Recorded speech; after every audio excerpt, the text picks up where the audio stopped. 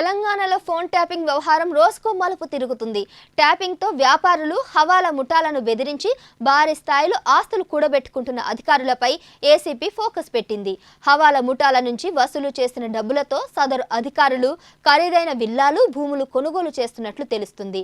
ఈ నేపథ్యంలో తాజాగా ఏసీబీ అధికారులు ఈ కేసులో అరెస్ట్ అయిన వారితో పాటు ఆరోపణలు ఎదుర్కొంటున్న అధికారుల ఆస్తుల చిట్టాను సేకరిస్తున్నారు.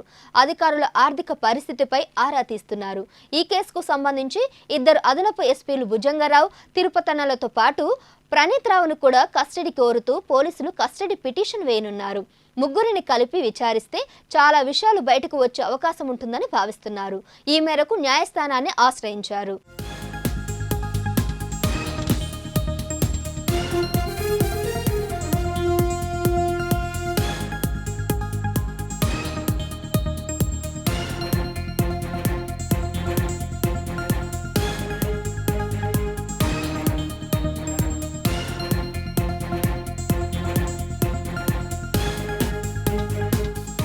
మరోవైపు ఇదే కేసులో గతంలో ఎస్ఐబిలో కన్సల్టెంట్గా వ్యవహరించిన రవిపాల్ కీలకంగా మారారు.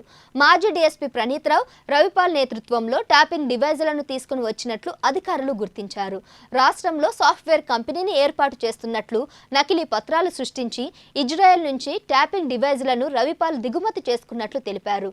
ఇందుకోసం రవిపాల్కు ఎస్ఐబి కోట్ల రూపాయలను చెల్లించినట్లు విచారణలో తేలింది.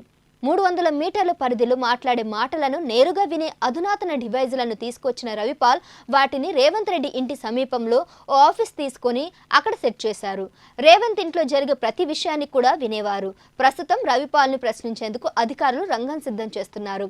కేవలం రాజకీయ నాయకుల ఫోన్లు మాత్రమే కాకుండా real estate, pharma, software company యజమానుల ఫోన్లను కూడా ప్రణీత్ రావు గ్యాంగ్ ట్యాప్ చేసినట్లు అధికారులు గుర్తించారు.